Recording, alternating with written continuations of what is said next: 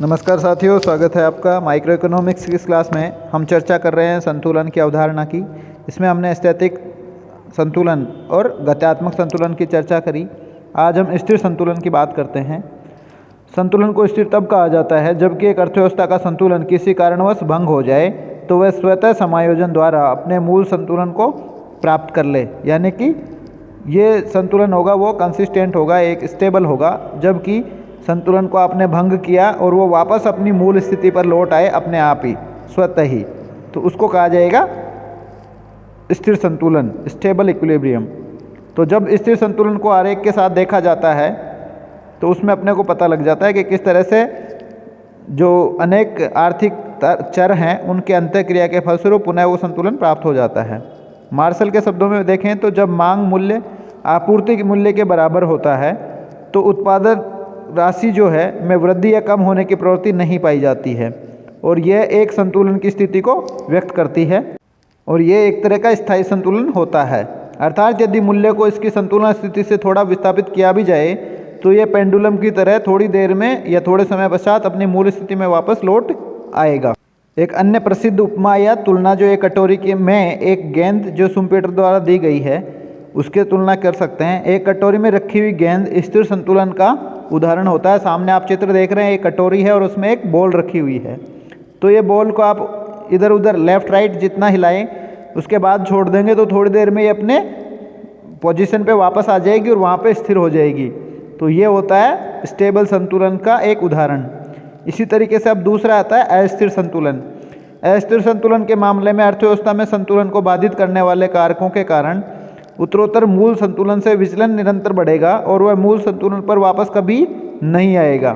तो ये एक ऐसी स्थिति होती है जब संतुलन को आपने भंग किया और जिस कारण से यह संतुलन भंग हुआ उन कारणों ने आगे और बड़े कारणों को जन्म दिया, जिससे कि वो संतुलन और ज़्यादा बिगड़ गया और वो धीरे धीरे मूल संतुलन से और दूर चले जाएगा और वापस मूल संतुलन पर कभी वापस लौट के नहीं आएगा। तो पीगू ने भी कहा है कि यदि संतुलन से छोटे विचलन उत्तरोत्तर बड़े विचलनों के कारण बनते हैं और ये संपूर्ण तंत्र को मूल संतुलन से दूर ले जाने के लिए संचयी रूप से या मिलकर के काम करते हैं, तो ये कैसा संतुलन होगा? अस्थिर संतुलन होगा। और शुम्पेटर ने इसको समझाया है कटोरी को उल्टा करके उसके ऊपर गेंद के माध्यम से। तो उदाहरण में कटोरे को उल्टा कर दिया और उसके शीर्ष के ऊपर गेंद को रख दिया। ये अस्थायी संतुलन का उदाहरण है, क्योंकि गेंद को अपनी जगह से धक्का देने पर यह कटोरे के शीर्ष से किसी एक तरफ ज़मीन पर गिर जाएगी और उसके बाद वापस कटोरे के शीर्ष तक वापस कभी नहीं पहुंचेगी, क्योंकि वो ऊपर चढ़ने की स्थिति में नहीं है। तो ये अस्थिर संतुलन की एक उदाहरण है कि भाई एक बार अगर संतुलन बिगड़ गया तो वापस वो संतुलन दोबारा कभी भी प्राप्त नहीं होगा। एक होता है तटस्थ संतुलन, यानी कि न्यूट्रल इक्विलिब्रियम।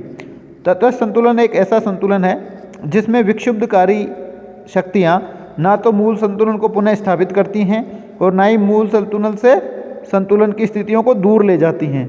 तो ये कंडीशन हो गया एक तरीके का कि इसमें संतुलन आपका जहाँ है वहीं बना हुआ है, लेकिन एक बार वो चेंज हो गया तो वो नया जो संतुलन आएगा वो वहाँ पे स्टेबल हो जाएगा। तो तटस्थ संतुलन तब होता है जब विक्षुब्धकारी शक्तियाँ न तो उसे मूल स्थिति की ओर वापस लाती हैं और न ही इसको दूर ले जाती हैं। संतुलन वहीं बना रहता है जहाँ इसे स्थानांतरित कर दिया जाता है। यानी कि एक बार आपने संतुलन एक से संतुलन बी पर ले गए तो बी पे जाके स्टेबल हो जाएगा, वापस ए पे नहीं आएगा, ना ही दूसरी जगह जाएगा। तो जब एक प्रारंभिक संतुलन की स्थिति गड़बड़ा जाती है तो विक्षुब्धकारी शक्तियाँ, यानी कि जो इसको डिस्टर्ब करने वाली पावर्स हैं, उसे संतुलन की नई स्थिति में ले जाती हैं जहाँ पे तंत्र वापस स्थिर अवस्था में आ जाता है।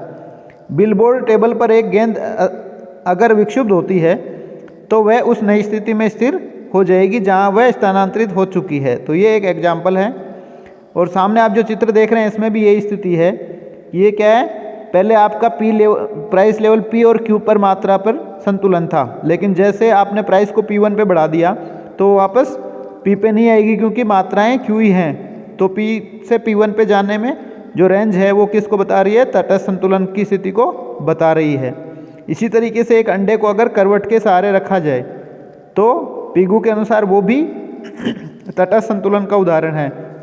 अगर अंडे को खड़ा रखा जाए उसके पोल्स के हिसाब से, उसके ध्रुवों के हिसाब से, तो वो अस्थायी संतुलन है, क्योंकि वो उधर की स्थिति में उसको थोड़ा सा हिलाते ही वो गिर जाएगा और वापस खड़ा नहीं होगा। लेकिन अंडे को आधा रखा जाए तो वो तटस्थ संतुलन की स्थिति है। अगर आप उसको लुढ़का देंगे तो वो नई स्थिति में जाके खड़ा हो जाएगा, रखा जाएगा। तो इस तरीके से ये हो गया अपने स्थिरता के आधार पे। अब हम देखते हैं अर्थव्यवस्था को क्षेत्र के आधार पे कि भाई पूरी अर्थव्यवस्था के लिए संतुलन है या उसके किसी भाग के लिए। तो उस आधार पे भी दो प्रकार का होता है। पहला है आंशिक संतुलन जिसको पार्शियल इक्विलिब्रियम कहते हैं, दूसरा होता है सामान्य संतुलन या जनरल इक्विलिब्रियम। तो आंशिक संतुलन विश्लेषण अर्थव्यवस्था के एक क्षेत्र के लिए या डेटा के एक सेट के लिए अनुरूप आर्थिक इकाई के साथ एक या अधिक आंशिक समूहों के लिए एक संतुलन की स्थिति को व्यक्त करता है, प्रदर्शित करता है। आंशिक या विशेष संतुलन विश्लेषण जिसे सूक्ष्म आर्थिक विश्लेषण भी कहा जाता है, माइक्रो इकोनॉमिक एनालिसिस भी कहा जाता है, एक व्यक्ति, एक फर्म, एक उद्योग या एकाकी में देखे गए उद्योगों के समूह के संतुलन की स्थिति को व्यक्त करता है, उनका अध्ययन करता है। तो ये समझ में आया आपको। आंशिक संतुलन विश्लेषण अर्थव्यवस्था के छोटे छोटे इकाइयों का अलग अलग संतुलन का अध्ययन करता है।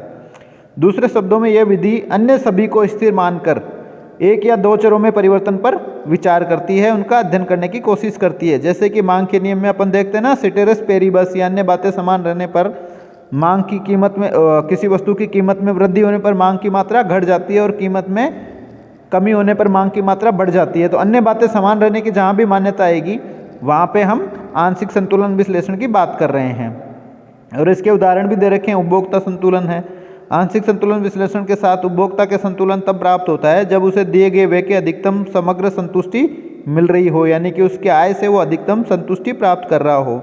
और उसके लिए क्या होना चाहिए? दो शर्तें हैं कि प्रत्येक वस्तु की सीमांत उपयोगिता उसकी कीमत के बराबर होनी चाहिए और उपभोक्ता की पूरी आय उन वस्तुओं के खरीद पर खर्च हो जानी चाहिए। तो ये दो शर्तें जब पूरी करेगा तो वो उपभोक्ता संतुलन में होगा। और उसमें अगर उसकी रुचि या डिमांड, आय, अन्य वस्तुओं की कीमतें सब स्थिर मानी जाती हैं, तो ये जो मान्यताएं हैं वो आंशिक संतुलन विश्लेषण की हैं।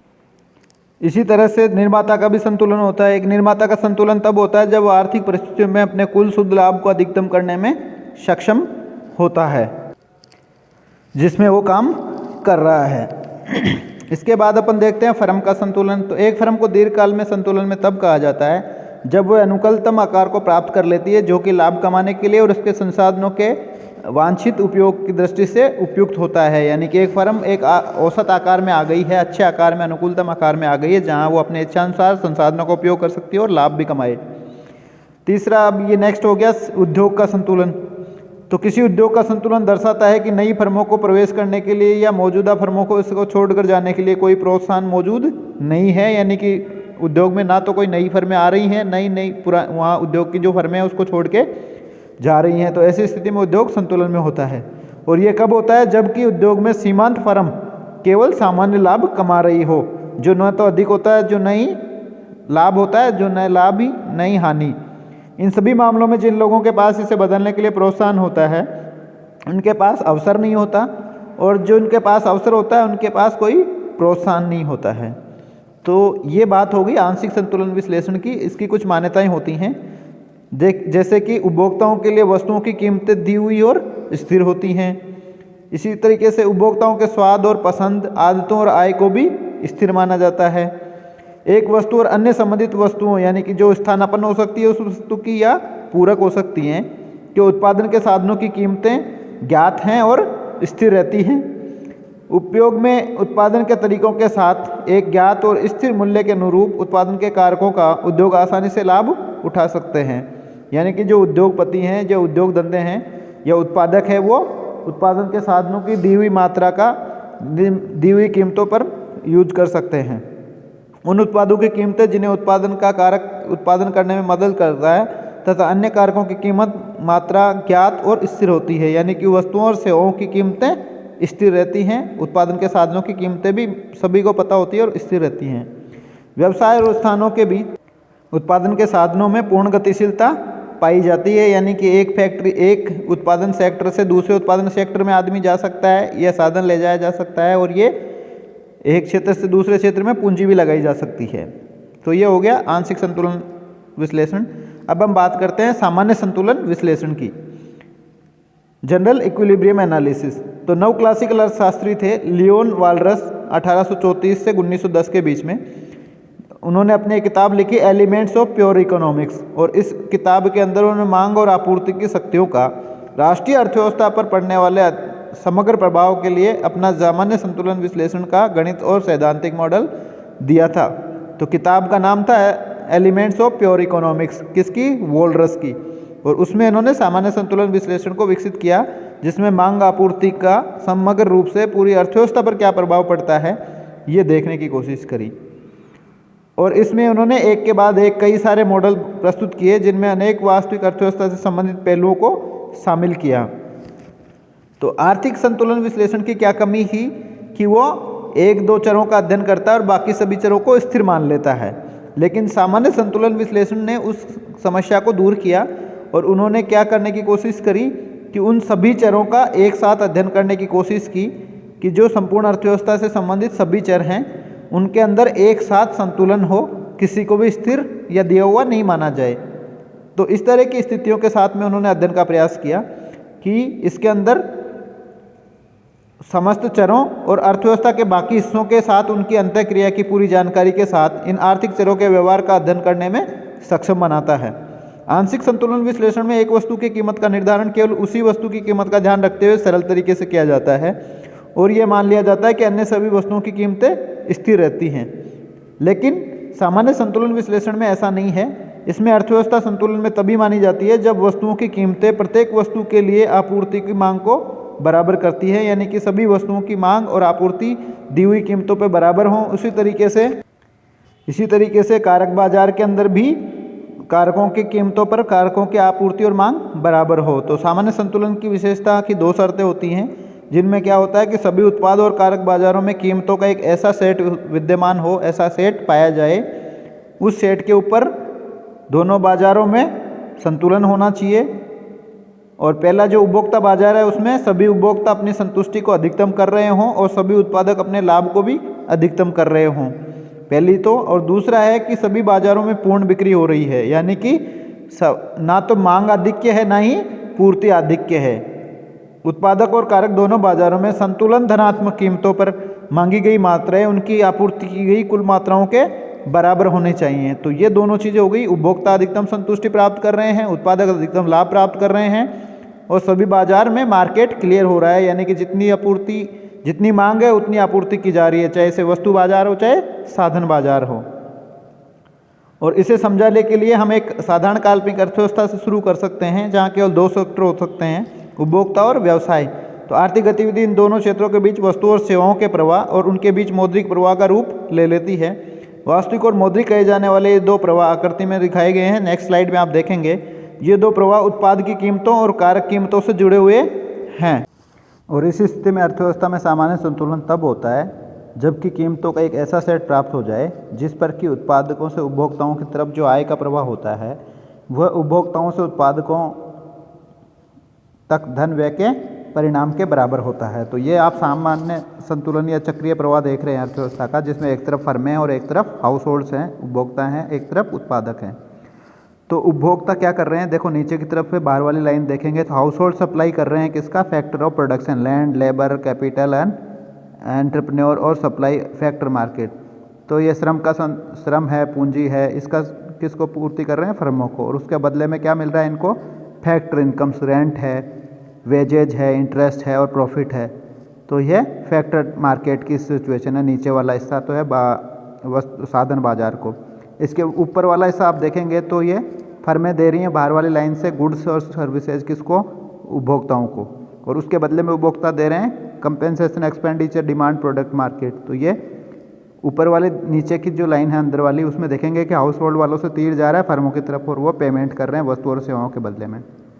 तो सामान्य संतुलन कब होगा, जब दोनों स्थितियों में बराबर लेन देन होगा, यानी कि जो पैसा फर्मों से साधनों की सेवाओं के बदले में हाउस होल्ड्स को मिल रहा है उसका वॉल्यूम और फर्मों को वस्तु और सेवाओं के बदले में हाउस होल्ड से मिलने वाले वॉल्यूम जब बराबर हो जाएगा तो वहाँ सामान्य संतुलन की स्थिति प्राप्त हो जाएगी। तो ये यहाँ पे संतुलन का जो पूरा अवधारणा है वो पूरी हुई। धन्यवाद।